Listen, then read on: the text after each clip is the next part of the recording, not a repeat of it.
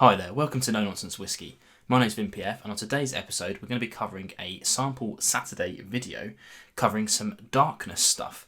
I should say at the start, thanks to Drinks by the Dram for sending over this sample pack to me to review and check out.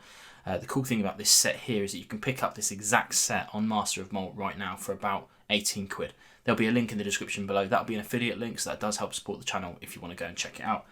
What we're going to do before we talk about them too much is pour these out, because these are probably going to want to air for a little bit, not too long. Let's just get the whole thing in there, shall we? Why not? And if you're not aware, if you haven't seen any of my Sample Saturday videos before, these aren't like my usual review videos. They're not edited, short form, whatever. I'm probably, unless I make some horrendous mistakes, I tend to just leave everything in, very little editing.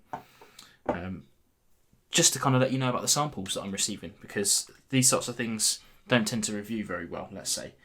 Not very indicative of the final product, just to see just a wee little bit like this. So I like to do these kind of sample Saturday videos just to give you a bit more info, like maybe introduce a brand to you, like this sort of thing, and kind of go from there.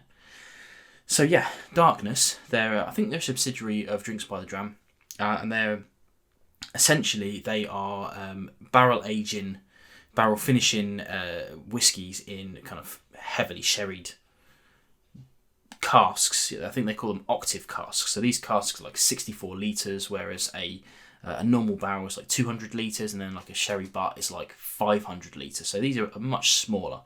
Obviously not quite like a quarter cask, but you know, it's called an octave. What they're doing is they're sourcing their whiskies. They're then rebarreling them and aging them again for a minimum of 6 months, they say, but that could be sort of anything really, and then bottling it for us. So clearly this is kind of like a sherry-led foray into whiskey, which is something that I'm not always terribly keen on. I was hoping to get a bit of peat into this as well, but it doesn't look like there's going to be any peat in this. I'm not sure. Just having a little look at the list, no, I don't think so. But it is what it is. Let's have a little nose and see what we've got. And I'll go through each one. Again, because this is me just trying this stuff, I haven't really done my research on these things, so I don't know too much about these things. It's just a first impression. I do know a bit about cost and stuff like that. So the first one is the Darkness 8-year-old. Now, this one is like their core release almost. It's a single malt Scotch whisky, but that's really all the information we have. Don't know where that's come from. It's a 47.8%.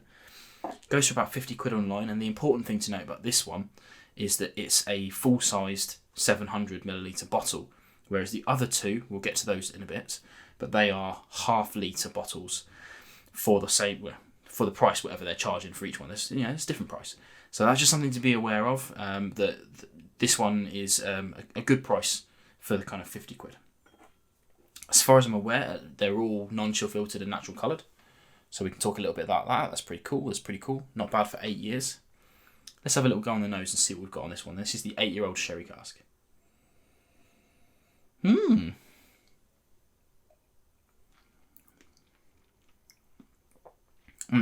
Something I like to do when I'm tasting whiskey on my own is to, before I give a kind of an impression on the nose, I like to have a little swig as well, just to kind of flood the system almost and see what's going on.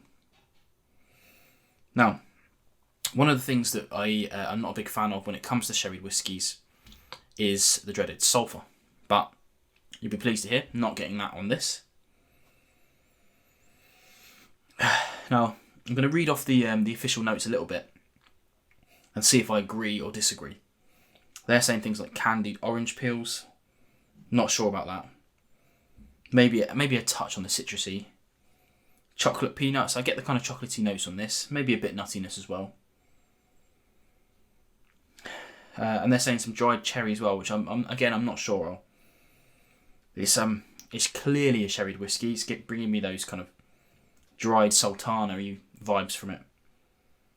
Okay, let's try on the palate.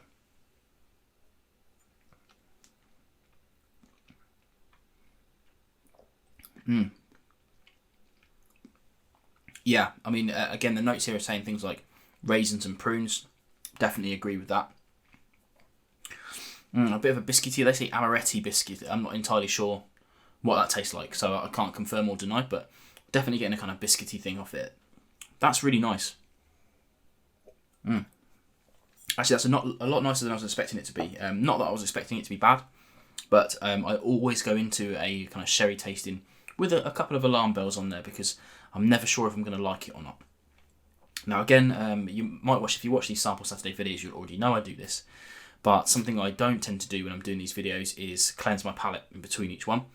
Now, if I was going to do a critical assessment on each of these, then of course I would. But for the purposes of these videos, for the purpose of brevity, we just move on to the next one.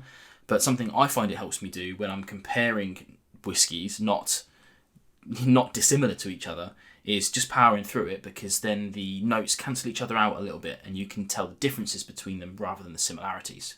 Just a little thing that I do.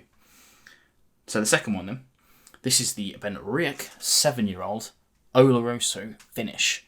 So obviously this is distilled at Benriach, and then it's aged for X amount of years and then transferred over to be aged for a minimum of 6 months to bring it up to 7 years. In an Oloroso Octave, I guess, again. All of these are part of an Octave set. Apart from that, we don't know much else. It's a 56.8%. This one also sells for 50 quid, but as I mentioned previously, this is a half litre rather than a 700 millilitre. Let's have a look on the nose and see what we've got then. Okay.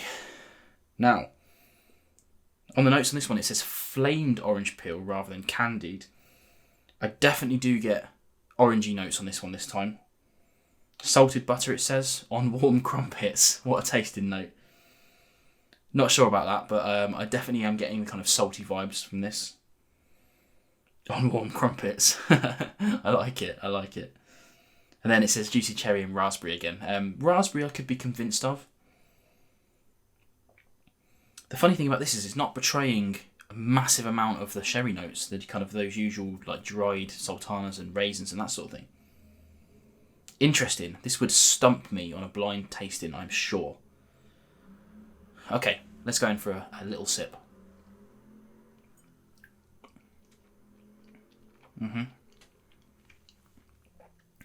Whoa. Okay, there is a lot going on in there. It's an absolute burst of fruity flavour. I need to want another sip to have a little go on that.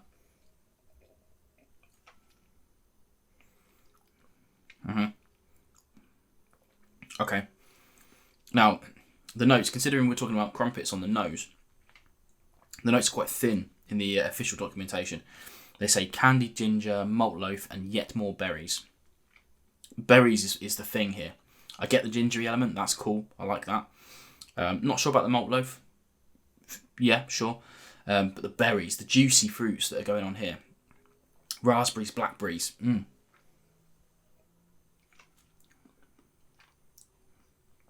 But again, the kind of sherry elements to it are buried deep. ABV is really striking high. It's only 56.8%, but my God, is it making itself known. Finish is huge. It just goes on and on and on and on and on. Actually, where I was surprised by this one, I am impressed by this. I should say as well, these two here, whereas this is a core range release, these two are part of their kind of limited releases. They release bottles upon bottles upon bottles, but they're once they're gone, that kind of thing, that kind of batch release jobby. But yeah, I like that. That's good. Okay, moving on to the third one then. This one here, weirder yet still. I've just done this in order of box. I have no idea if I've done this in the right order or not. This is an Irish single malt, aged 14 years. Oloroso cask finish, 57.6%. And the final bottle, again, is a half litre, but this is £100 now. So this is double the price of t'other. And that, of course, as well. Again, not sure. It's natural coloured, non-chill filtered, I'm pretty sure. The weird thing about this one is that we don't know the distillery. I'm sure someone does, of course. But we don't know. You could do your research if you wanted to, but I couldn't find anything. Let's have a little look on the nose and see what we got then. Wow, again, very different.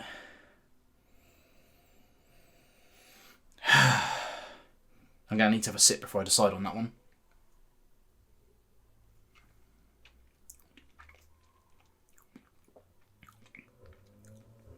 Oh. Wow.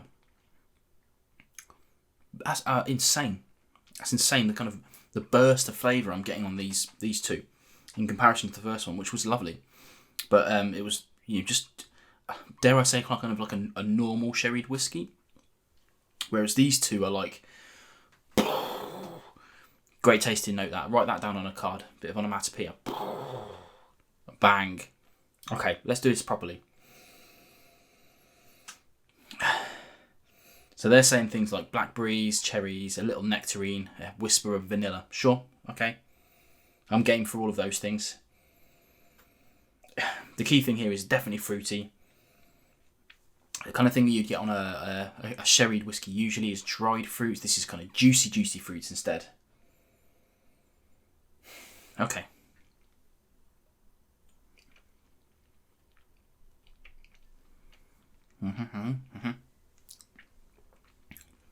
Okay, there is so much going on here. It's unreal.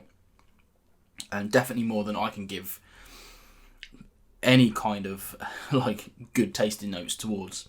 But they're saying things like apples and zesty citrus, yes.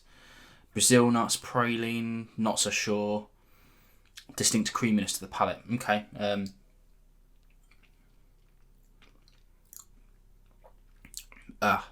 All I can tell you, that is really good. Really good. Definitely fruity. Definitely a definite citrus going on there. Definite oranges. Very drying on the back end where the previous one wasn't. As this is disappearing, it is staying fruity, but it's disappearing the juiciness and becoming a bit drier. It's not necessarily a bad tasting note, but it's something to be aware of, I think. Okay, so fired through them a little bit, but my gut reaction to these are that the Benriach is the best one for me, for my personal preference. Then, ignoring the price, then the Irish, and then the 8-year-old. But if I factor in that it's double the price, the Irish comes in third for me. But they're all really good. All really good. If you've been looking at these kind of things for a while, because if, like me, the darkness was something that you were aware of it was on your radar, but you'd never picked up a bottle of it, I'm really glad that they sent me this sample set, because I don't think I would have just intentionally gone and bought a bottle of this just yet, because I've got so much stuff to buy, I've got so much stuff to cover already that, I don't know, they just fall off the list a little bit. But I'm really glad that I've got to try these, because there's some actually really exceptional whiskies in here. Not a single one of them was sulphuric to me. Not a single one of them I didn't like, which was good, because sherry is a bit of a kind of coin flip for me. Although I say that a lot, and I'm becoming more and more, it's less of a coin flip, because I'm hitting more of that kind of 75% yes, I like them, 25% no, I don't, these days. But yeah, very impressed by this Benriach. I think that's the one that I'm going to kind of take away and enjoy after this. These will probably just go back into their sample bottles to be enjoyed at a later date. Hopefully you enjoyed this video. If you're interested in picking up this pack or any of the other ones before, check out the links in the description below. Of course, again, they are affiliate links and they do help the channel if you purchase through them. So do go and check them out if that's piqued your interest. Otherwise, I'll catch you again on more no-nonsense whiskey videos.